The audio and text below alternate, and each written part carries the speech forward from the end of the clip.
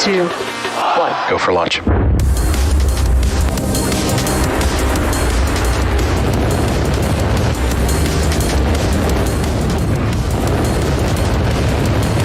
Vehicle is supersonic.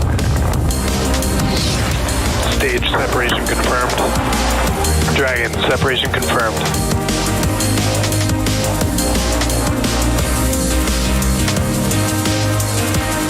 Stage 1 is transonic. Landing legs have deployed. And Falcon 9 has landed.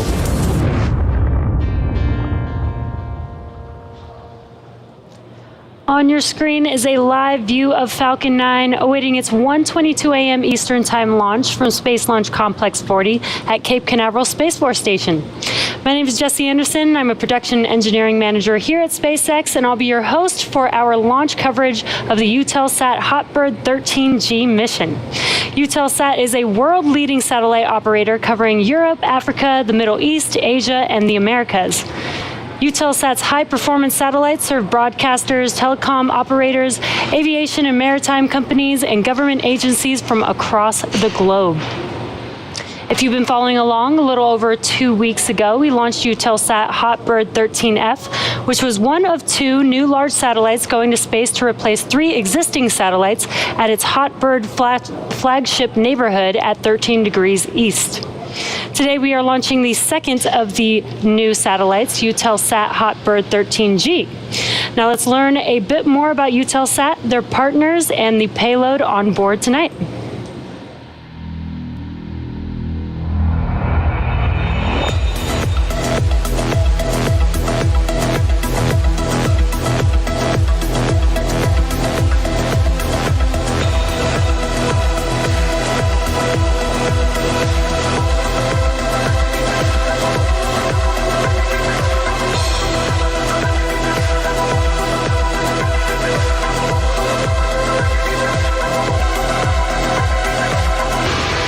It's a multicultural platform, a good strong reach and an established market, particularly across Europe and North Africa and into the Middle East.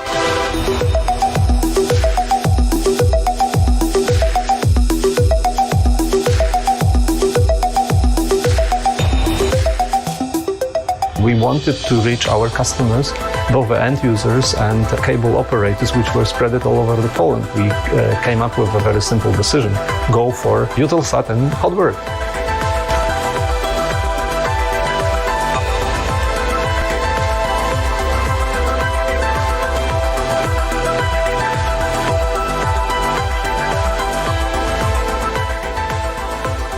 C'était un choix stratégique, non seulement pour la position géographique et pour le footprint qui nous permet de toucher un nombre important de plateformes qui font la 4K et qui s'intéressent aux chaînes 4K, mais aussi c'est un satellite très prestigieux.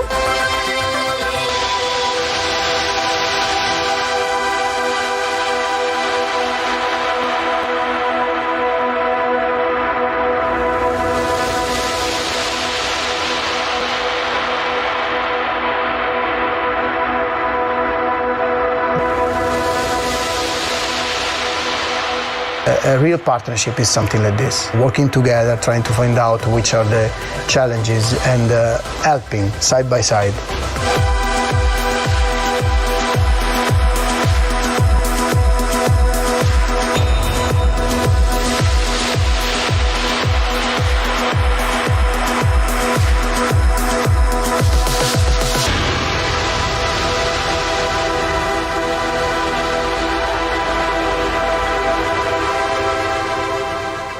And with that, let's hear a few words from the satellite manufacturer, Airbus. Hotbird 13F was designed and built by Airbus. It has a twin, Hotbird 13G, also built by Airbus and launched 1 month later. The twin satellites will replace 3 previous satellites from Eutelsat's fleet. The payload module, hosting all the mission capabilities, was developed in Portsmouth.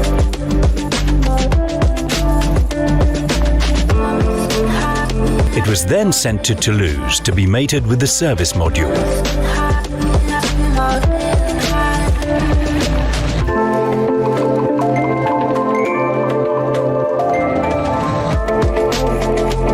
The final step was spacecraft testing. Before being loaded into a container and shipped to the launch pad.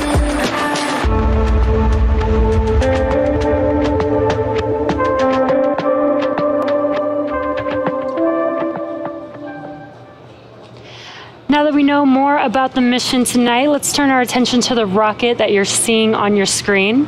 You're looking at a live view of our Falcon 9 rocket set to launch Eutelsat's HOTBIRD 13G satellite from Space Launch Complex 40.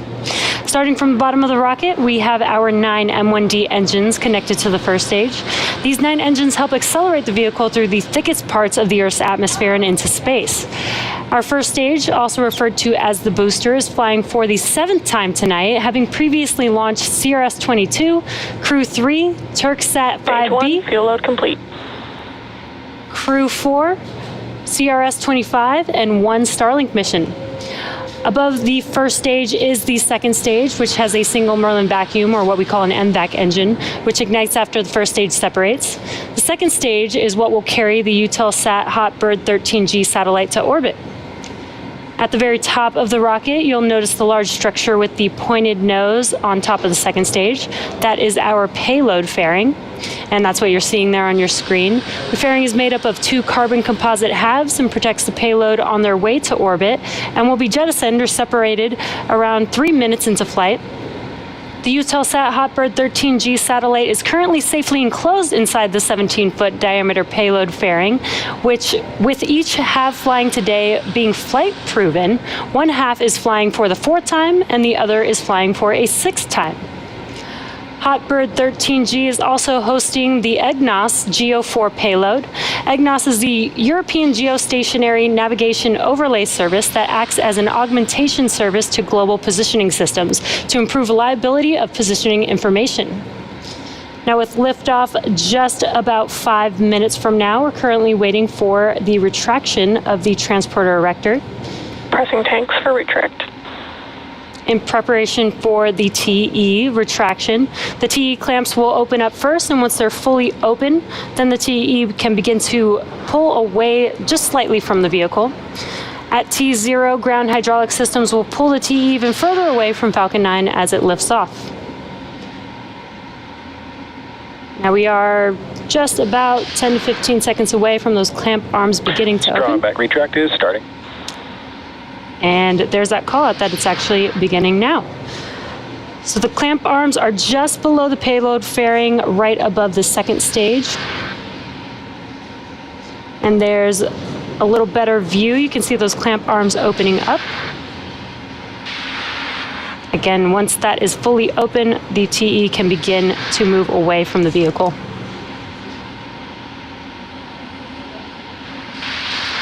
Now, the first stage is connected to a launch mount at the base of the TE, but the structure is hinged and will track away from the vehicle in preparation for launch. And you may have heard that call out called the strong back. That is referring to the TE.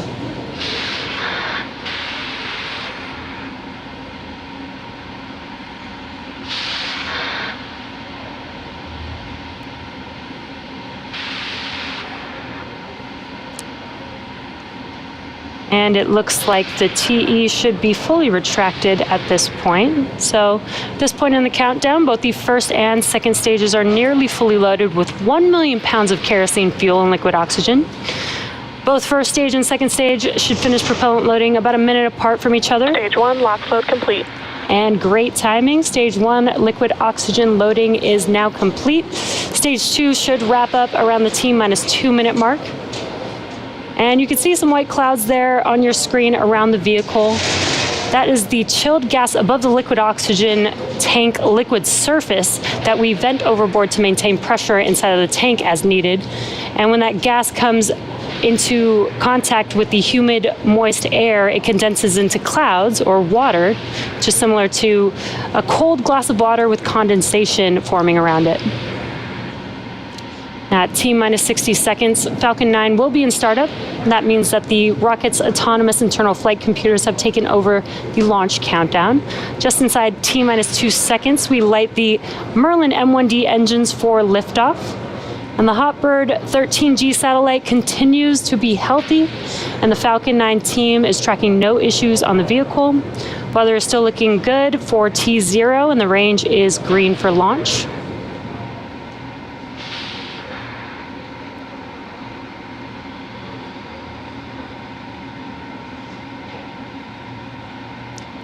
Just waiting for the call out. Stage 2, LOX load complete.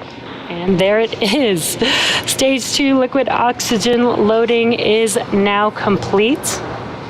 That means Falcon 9's propellant loading is completed. 1 million pounds of kerosene fuel and liquid oxygen. And now that propellant loading is complete, we will begin to vent out the Gas closeout has started. We will begin to vent the liquid oxygen line on the transport erector. And there you can see even more of those white clouds. That's exactly what it is. We're venting out that liquid oxygen from that strong back there.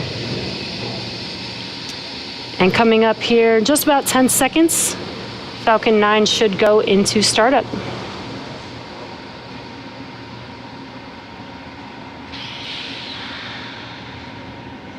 Falcon is in startup. Flight computers have now taken over the launch countdown. Now just waiting the final call from the launch director.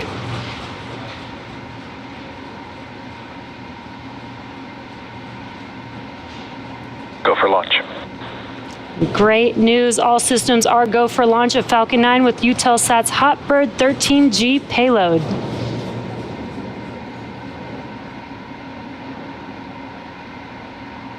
T-minus 30 seconds.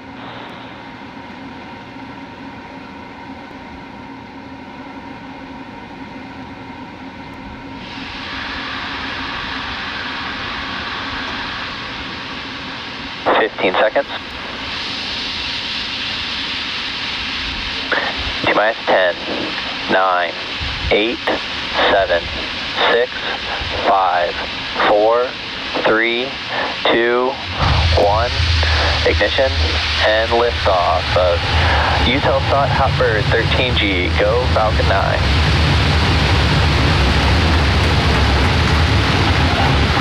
Nominal first stage chamber pressures. Vehicles pitching downrange.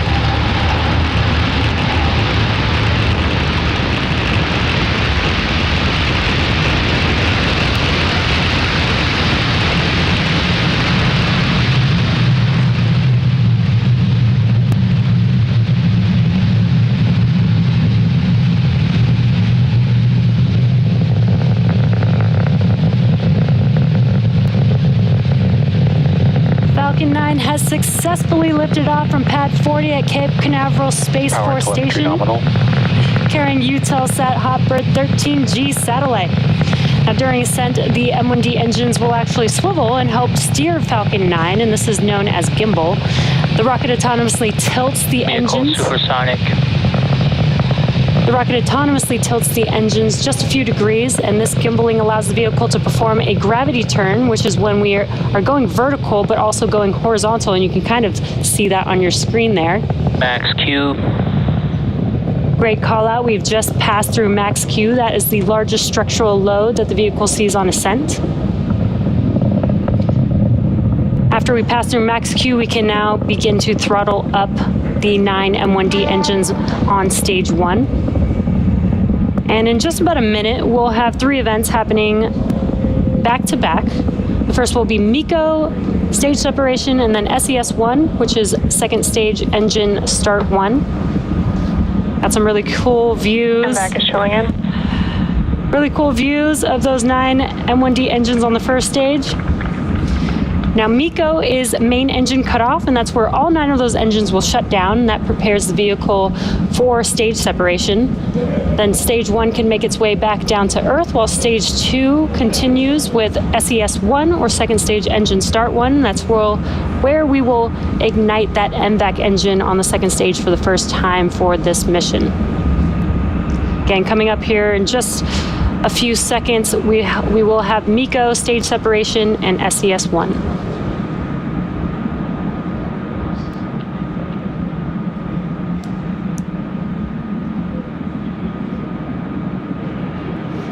MECO. Stage separation confirmed.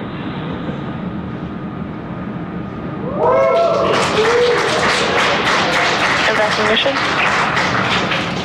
And there we could see MECO stage separation on your right-hand screen. That MVAC engine is lighting up there. Coming up next, we will have fairing separation. The fairing halves flying today are flight proven, one half flying for the 4th time and the other for a 6th time. And on your left-hand screen is a view of the first stage. The grid fins have now deployed.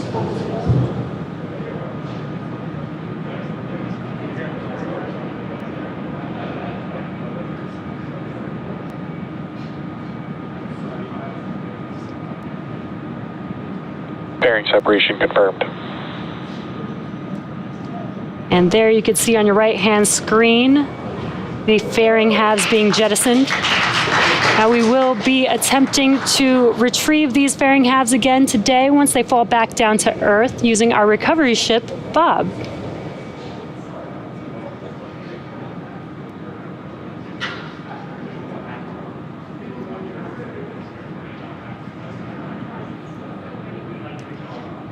Acquisition signal, Bermuda. T+4 minutes into today's mission. That call out there was just acquisition of signal of one of our ground stations. Now we're in the first of 2 planned MVAC burns prior to satellite deployment, and that's what you're seeing there on your screen is the MVAC on the second stage. The next event will be first stage entry burn, and that'll occur around T+6 minutes and 30 seconds. And you should also be able to see that on your screen. Now for that entry burn, we relight 3 M1D engines, starting with the center one, which is the E9 engine, followed shortly thereafter by E1 and E5 engines. This burn is the first of 2 planned burns for the first stage and slows the vehicle down as it passes back into the Earth's atmosphere. Now, stage 1 does need to slow down to reduce the re-entry forces, and that helps us to recover and reuse the vehicles. Vehicle on nominal trajectory. And great call outs. Vehicle is on nominal trajectories. That entry burn is just under a minute and a half away. And as a reminder, with a unique pan-European coverage, the high-power Hotbird satellites at 13 degrees east form one of the largest broadcasting systems in Europe, the Middle East, and Africa, delivering 1,000 television channels to more than 160 million TV homes.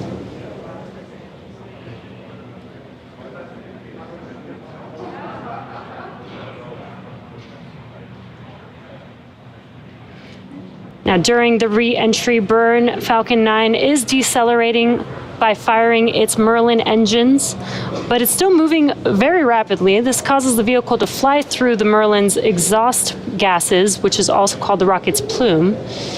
And this thin layer of soot from Falcon 9's carbon-based fuel, kerosene, is deposited onto the exterior of the vehicle. Again, entry burn for the first stage is in just under 20 seconds from now.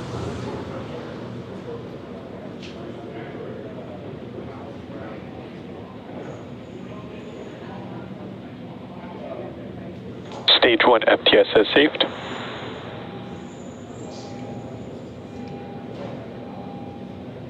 Stage 1 entry burn startup. And as you can see, your left-hand screen light up there. Those 3 engines have ignited. This entry burn will last about 25 seconds long.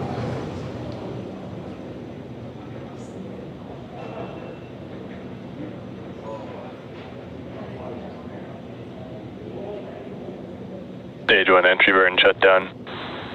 And that concludes the entry burn for the first stage. Now, for those that might not be familiar with why we land our rockets, reusability is key to lowering the cost of spaceflight, which enables more investments in critical science research. And the Falcon 9 first stage that is supporting today's mission performed this entry burn for the 7th time tonight, previously launching CRS-22, Crew 3, Turksat 5B, Crew 4, CRS-25, and 1 Starlink mission.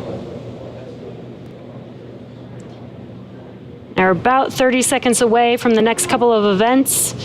Next up will be SECO 1, which is second stage engine cutoff 1. And that's when we shut down that MVAC engine on the second stage. Stage 1 transonic. And we allow that second stage to coast. And then shortly after... Stage 2 FTS is saved. Shortly after SECO 1, we'll have the landing burn starting on the first stage.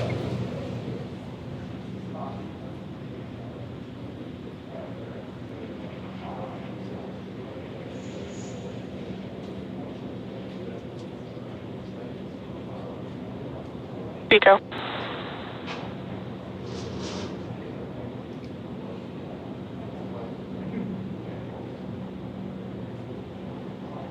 Stage 1 landing burn.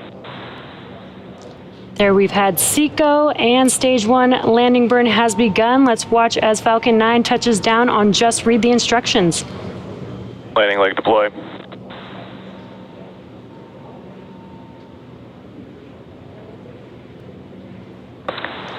Nominal orbit Stage 1 landing confirmed.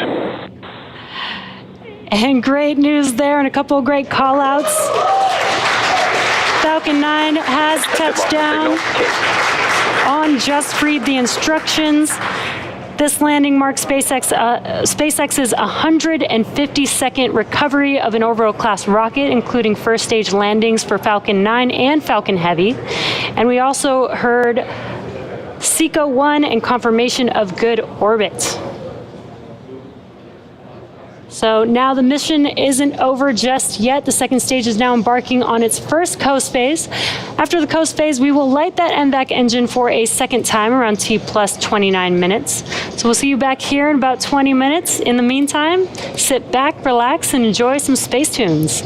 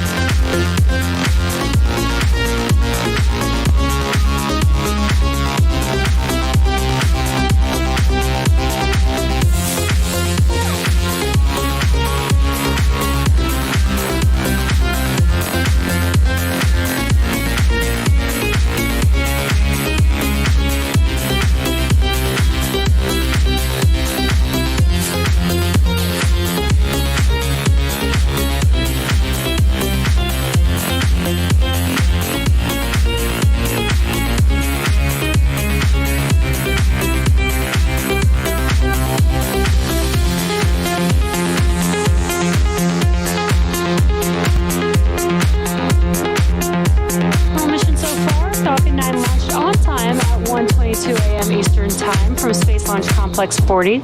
We successfully recovered the first stage on our drone ship. Just read the instructions for the 7th time, and the second stage completed its first burn of the Merlin vacuum engine. Now we are just a few seconds away from a second ignition of the MVAC engine, which will carry the second stage and the Hotbird 13G MVAC startup. payload into the orbit needed to deploy. And we just heard that call out. That is SES-2, or second stage engine start 2. Now this burn will be about a minute long.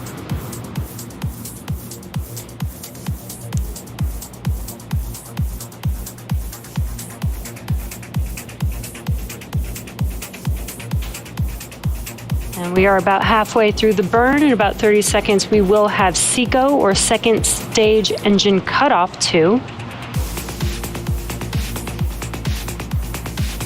And once we have SECO, we will wait for a confirmation of good orbit.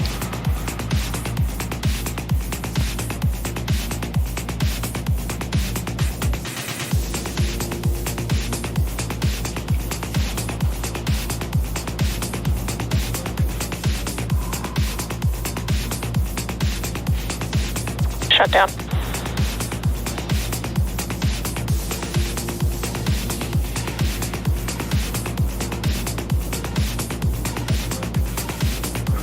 We've just had SECO 2, just awaiting. Insertion. There's that call out. We just had a confirmation of good orbit. So with confirmation of a successful second engine start, cutoff, and good orbit, Eutelsat's Hotbird 13G satellite is still attached to Falcon 9's second stage and is set to deploy in about 5 minutes. So we're going to take another short break, so enjoy the space tunes, and we'll come back to you around the T plus 35-minute mark.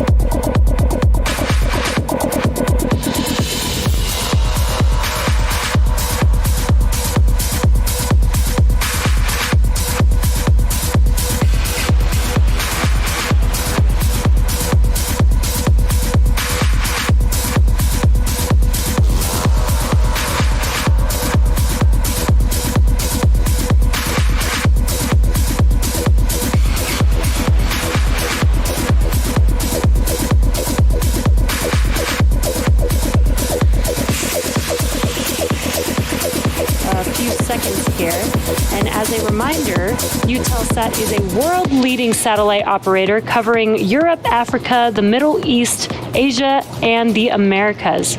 And we are currently standing by for the deployment of their Hotbird 13G satellite, which we expect here momentarily. Payload separation confirmed. An incredible view there with the Earth in the background. The Eutelsat HOTBIRD 13G satellite drifting away from Falcon 9's second stage.